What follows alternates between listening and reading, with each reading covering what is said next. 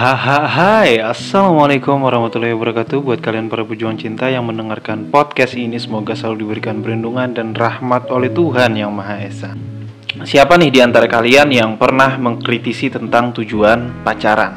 Kan kebanyakan nih dari kita ya, pacaran itu karena gengsi jomblo, karena kesepian, gak ada temen ngobrol, temen curhat, dan lain sebagainya. Pacaran karena pengen ngerasain doang kayak orang-orang. Atau yang paling umum adalah pacaran karena memang cinta. Pertanyaannya, cinta atau nafsu tuh? Hidup tanpa pacaran kita masih tetap bisa.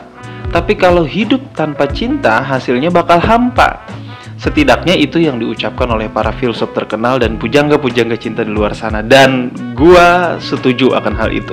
Tapi untuk mengetahui tujuan kita memutuskan untuk pacaran, ini juga hal yang penting ya, tentu aja.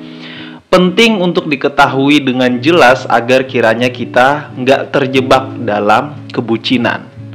Langsung aja bagi yang penasaran, mari kita mulai.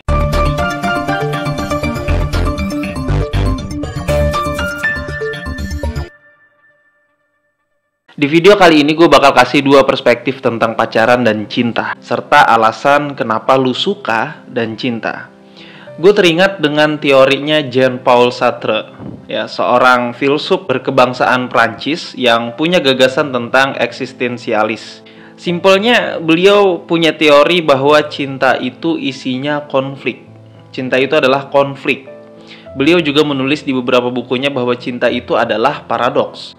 Tapi yang gue mau titik beratkan di sini adalah cinta itu konflik. Seenggaknya kalian harus sadar dulu akan hal ini ya. Kenapa Jean-Paul Sartre itu mengatakan bahwa cinta itu konflik? Karena ketika masing-masing dari kita sama-sama mencintai, kita akan menganggap bahwa diri kita adalah objek. Atau kita akan mengobjektifkan diri kita sendiri, sehingga subjektivitas kita hilang. Wah, gimana tuh bang? Gak ngerti gua. Jangan berat-berat bang bahasanya. Tenang ya, kalau di Satelit Cinta pasti gue jelasin secara simpel, pakai bahasa kampung malah kalau perlu.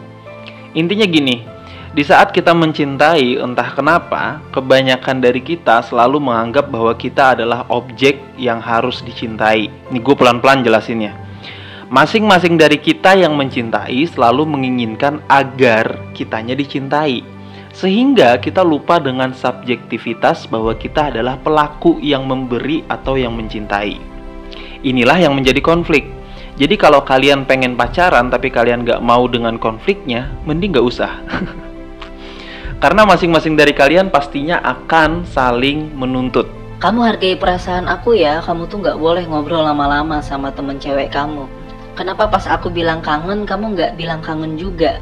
Terus abis itu ngambek. Nah itu contoh kecil doang ya, bahwa cinta itu pasti ada konflik di dalamnya.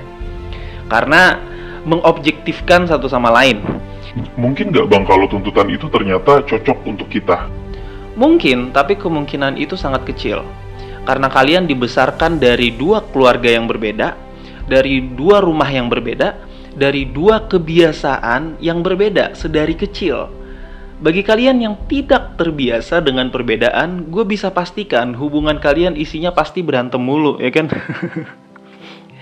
Jadi sangat kuat potensinya kalian akan berkonflik dengan orang yang coba kalian tuntut. Kan berkali-kali udah gue bilang bahwa cinta itu isinya tuntutan. Sekarang kita saling jujur aja nih ya, saling jujur aja, biar lebih plong gitu. Benar atau salah ketika kalian mengaku mencintai, yang kalian pikirkan adalah gimana caranya biar gue dicintai. Akhirnya yang kalian lakukan adalah, dan yang kalian pikirkan adalah tentang bagaimana caranya dia suka sama lu. Tentang apa yang dia sukai, lu juga harus suka. Bener gak? Karena posisinya lu sedang menjadikan diri lu objek yang harus dicintai. Sehingga subjektivitas lu bakal hilang. Atau simpelnya, lu bakal kehilangan jati diri. Makanya di video-video gue sebelumnya, gue selalu ngomel tentang mental laki-laki. Karena laki-laki diciptakan untuk menjadi pemimpin dan kalian harus kuat dengan gempuran cinta. Ini penting banget yang harus lu sadari bahwa cinta itu isinya konflik dan lu harus siap.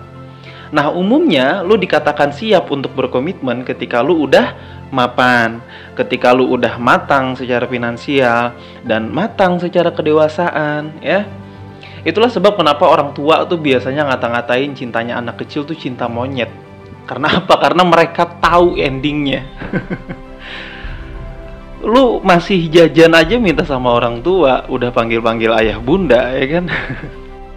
Nah, ketika mental dan kedewasaan lu udah terasah dengan baik dan finansial lu udah matang, itu bisa mempermudah komitmen gitu loh maksud gua.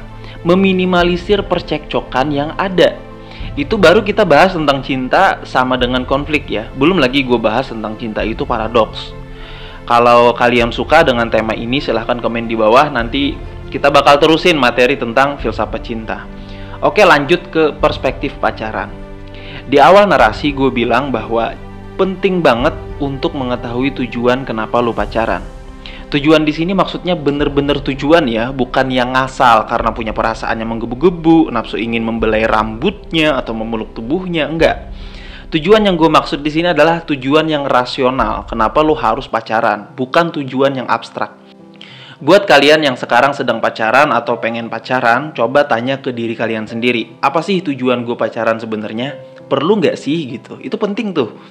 Kalau kalian ternyata sulit untuk menemukan jawabannya, gue saranin mending kembangkan potensi diri aja dulu. Jangan pacaran.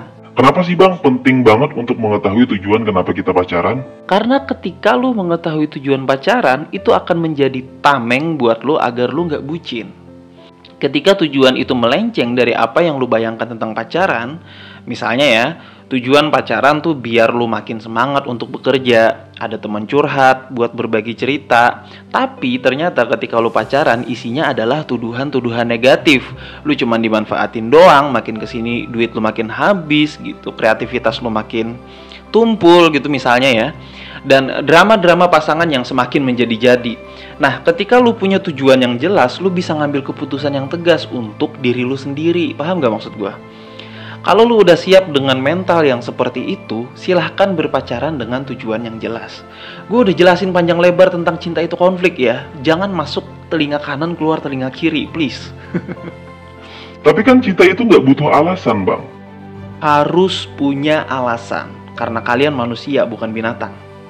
Mau itu cewek, mau itu cowok, gue saranin ketika kalian memutuskan ingin pacaran atau kalian jatuh cinta, usahakan kalian punya alasan kenapa kalian suka. Karena alasan inilah yang akan menjadi lampu merah buat diri lu nantinya agar nggak diinjek-injek. Misal lagi nih, contoh, ada cewek yang mencintai atau suka sama cowok karena cowok ini baik. Cowok ini tuh punya kelebihan tentang perhatian dan kelembutan. Nah, di 1 bulan pertama, si cewek menjalani sama si cowok, ini sifat si cowok tuh tetap sama, nggak berubah. Tapi di 3 bulan berikutnya, si cowok malah sering banget main tangan, kasar, bahkan suka ngata-ngatain binatang ke ceweknya. Ceweknya banyak biru-biru tuh di muka ya, udah penganiayaan lah ibaratnya, contoh doang nih. Nah, bagi kalian kaum-kaum yang ngerasa cinta itu nggak harus punya alasan, karena kalau alasan itu hilang berarti aku udah nggak cinta lagi dong sama kamu, gitu-gitu ya. Nah, makan tuh biru-biru di muka ya, jangan putus, terus jalanin. Karena kan lu nggak punya alasan untuk mencintai. Kalau udah cinta ya cinta aja, mau seperti apapun dia, gue tetap cinta, kan gitu harusnya. Ya makanlah tuh biru-biru yang ada di muka ya kan. Mau dia mukulin lu, mau dia mutilasi. Astagfirullahaladzim. Bercanda guys. Sorry, gue rada sedikit kasar biar kalian paham gitu aja. Maksud gue, kita itu manusia yang diciptakan dengan akal.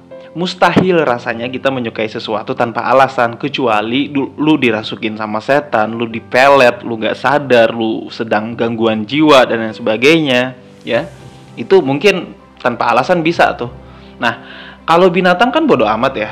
Kalau misalkan dia lagi pengen, ya udah, mau di pinggir jalan kayak, mau di depan manusia kayak, mereka bodo amat.